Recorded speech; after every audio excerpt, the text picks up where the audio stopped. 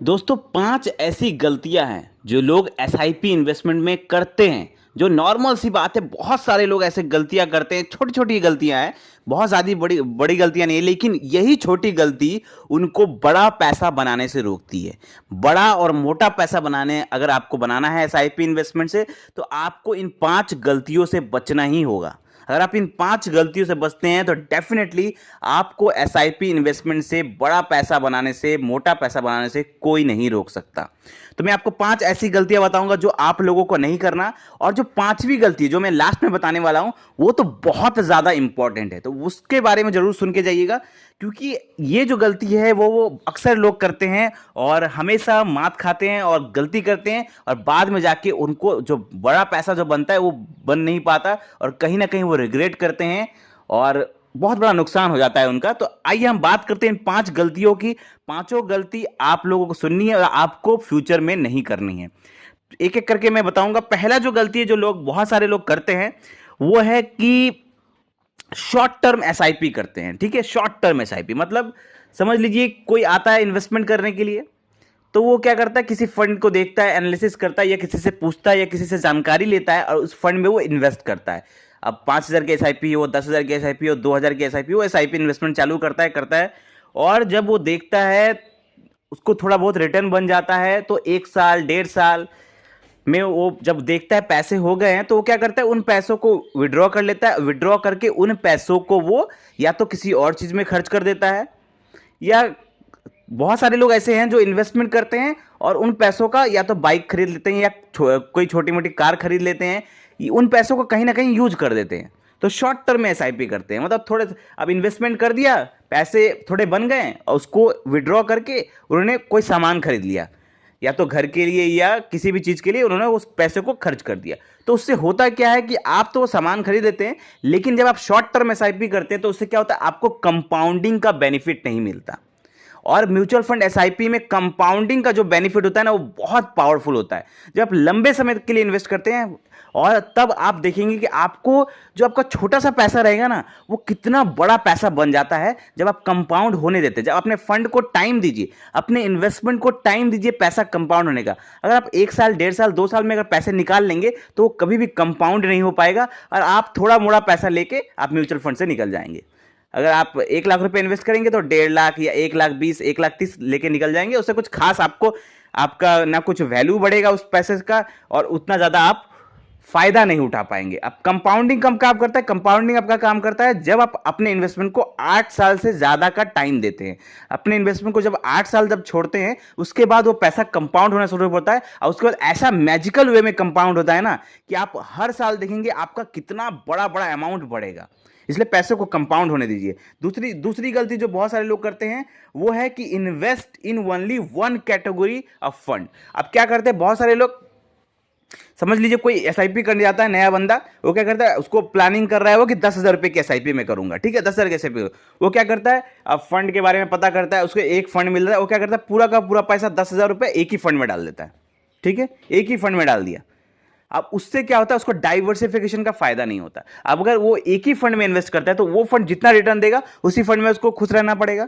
ठीक है, लेकिन अगर वो क्या करता है, अपने पैसों को 10,000 रुपए को वो 2-3 फंड्स में अगर डिवाइड कर देता है, वो उससे भी अच्छा होगा कि आप 2-3 क्या बोलता है, कैटेगरी में डिवाइड कर लेंगे। जैसे कुछ पैसा आप स्मॉल कैप 10,000 कैसे भी कर रहे हैं, तो 5,000 आप स्मॉल कैप फंड में डाल दे रहे हैं, 2,000 आप किसी और कैटेगरी के फंड में डाल दे रहे हैं, लार्ज कैप या मिड कैप। तो इस टाइप के कैटेगरी में डिवाइड कर लेंगे तो भी आपका बहुत अच्छा पैसा बनेगा। अगर आप कैटेगरी में नहीं डिवाइड कर सकते तो कम से कम आप अपने फंड को 2-3 फंड को सेलेक्ट करके तब इन्वेस्ट करिए। पूरा का पूरा पैसा एक फंड में मत डालिए। अगर आपका विश है कि नहीं मैं स्मॉल कैप में ही पैसा डालूंगा, तो आप स्मॉल कैप के 2-3 अच्छे अच्छे फंड्स निकाल लीजिए, और उन पैसों को 10,000 को आप इन 2-3 फंड में डिवाइड कर लीजिए। एक ही फंड में पूरा पैसा नहीं डालिए, उससे आपको डाइवर्सिफिकेशन का फायदा नहीं मिलेगा। हो सकता है कोई फंड आपको 25% का रिटर्न दे दे, कोई फंड आपको ये 16% का रिटर्न दे, कोई फंड आपको 20% का रिटर्न दे। मतलब इससे क्या होगा कि आपका ऑन एन एवरेज एक अच्छा रिटर्न देखने को मिलेगा। ठीक है, तीसरी जो गलती है वो बहुत लोग करते हैं,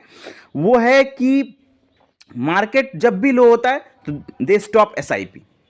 जब भी मार्केट गिरता है, डंप होता है, लो चला जाता है, वो लोग एसआईपी स्टॉप कर देते हैं, जबकि करना चाहिए ठीक इसके उल्टा। जब मार्केट लो होता है या डंप होता है तो उस टाइम आप जो म्यूचुअल फंड बाई कर रहे हैं उसका एनएवी गिर जाता है, तो एनएवी गिर जाता है तो उस टाइम आप और ज़्यादा बाई कर सकते हैं, उस टाइम आप लमसम कर सकते हैं थोड़ा सा, तो उससे क्या होगा, आपको कम दाम में, सस्ते दाम में ज़्यादा यूनिट मिल जाता है म्यूचुअल फंड का, तो आप उससे और ज़्यादा पैसा बना सकते हैं। लेकिन लोग क्या करते हैं, ठीक उसका उल्टा करते हैं। अब जो लोग एसआईपी कर रहे हैं, देखते हैं मार्केट गिर गया, अरे मेरा रिटर्न जो है वो कम हो गया, अब लगता है यहां से बहुत ज्यादा गिर जाएगा, मैं पूरा पूरा पैसा निकाल लेते हैं। वो क्या करते हैं, एसआईपी को या तो स्टॉप कर देते हैं या पैसा ही निकाल लेते हैं। तो उससे क्या होता है उनका, एक तो वो गलत टाइम पे फंड बेच देते हैं, लो मार्केट में बेचते हैं, नुकसान उनको बहुत उठाना पड़ता है, प्लस वो अपने फंड को टाइम भी नहीं देते कंपाउंड होने का, और भरोसा नहीं जताते। अगर आप म्यूचुअल फंड में भरोसा जताएंगे, स्टे इन्वेस्टेड रहेंगे, लॉन्ग टर्म के लिए स्टे इन्वेस्टेड रहेंगे, कि मैं हमेशा कहता हूं कि म्यूचुअल फंड एसआईपी एक ऐसा क्रिकेट मैच है जिसकी पिच पर आप जितना ज्यादा टिके रहेंगे, रन बनाने के चांसेस उतने ही ज्यादा रहेंगे। तो इसीलिए जब आप लंबे समय तक इन्वेस्टेड रहेंगे, मार्केट अगर लो जा रहा है ना, उस टाइम आप उल्टा और पैसा लगा सकते हैं। उन जिन फंड में आप एसआईपी कर, उसमें थोड़ा लमसम कर दे, थोड़ा पैसा और डाल दे, क्योंकि आपको कम दाम में आपको मतलब ज्यादा यूनिट मिल जाएगा, तो इससे होगा आपको और फायदा बना पाएंगे। तो कभी भी मार्केट लो कंडीशन में आप एसआईपी स्टॉप मत करिए। चौथी गलती जो बहुत सारे लोग करते हैं वो है बहुत कम low SIP amount, very low SIP amount करते हैं। आप जैसे जो नए लोग होते हैं वो क्या करते हैं, म्यूचुअल फंड में आते हैं और पूछते हैं भाई मैं कितने की एसआईपी कर सकता हूं मिनिमम, तो कोई कहता है कि आप 500 की एसआईपी भी स्टार्ट कर सकते हैं, आप 1000 रुपए की भी एसआईपी स्टार्ट कर सकते हैं। तो क्या करते हैं, वो 500 रुपए की एसआईपी स्टार्ट कर देते हैं, 1000 रुपए की एसआईपी स्टार्ट कर देते हैं। आप 500 1000 की आप एसआईपी कर सकते हैं, ये बात सच है, लेकिन जब आप इतने कम अमाउंट की एसआईपी करेंगे, तो जब आप वैल्यू जब आपका बनेगा आज से 10 साल 15 साल बाद, तो वैल्यू भी बहुत कम बनेगा। मतलब ऐसा नहीं कि बहुत ज़्यादा बनेगा, लेकिन जितना आप इन्वेस्ट किया उससे कहीं ज़्यादा बनेगा, लेकिन वो वैल्यू नहीं बन पाएगा जो आप बाद में आपको काम करने की ज़रूरत ना पड़े।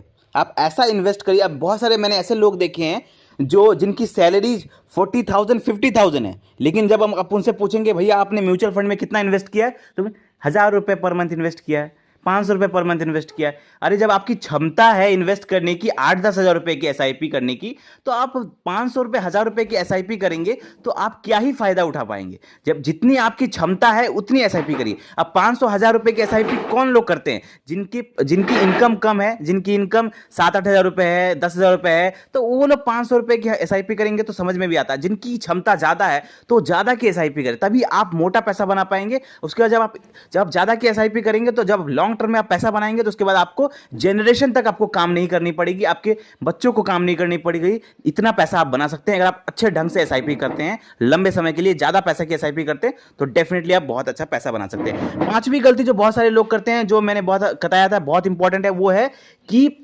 Don't do SIP from bank, agent, distributor, इस टाइप के लोगों से आप एसआईपी ना करें। क्यों ना करें, क्योंकि जब आप इन लोगों से एसआईपी करते हैं, बैंक से करें या डिस्ट्रीब्यूटर से करें या एजेंट से करें, तो वो लोग क्या करते हैं, वो लोग आपको रेगुलर प्लान थमाते हैं, क्योंकि उनमें उनका कमीशन बना होता है। तो जब आप उन लोगों से एसआईपी करेंगे, तो आपको कहीं ना कहीं 1% का कमीशन देना पड़ता है। वो 1% डायरेक्ट दिखता नहीं है, लेकिन वो 1% आपका एक्सपेंस रेशियो में ऐड हो जाता है, फंड के एक्सपेंस रेशियो में ऐड हो जाता है, और लॉन्ग टर्म में जो आपको पैसा बनना था उसका 1% आपको कम मिलता है। सपोज करिए अगर आपने जिस फंड में इन्वेस्ट किया उसमें अगर आपको 20% का रिटर्न मिला है, तो जो आदमी डायरेक्ट इन्वेस्ट किया है उसको 20% का रिटर्न मिलेगा। लेकिन अगर आपने एजेंट से किया है, बैंक से किया है, डिस्ट्रीब्यूटर से किया है, तो आपको 20 की जगह 19% का रिटर्न मिलेगा। अब वो 1% लॉन्ग टर्म में ना 20 से 30 लाख रुपए का नुकसान देता है।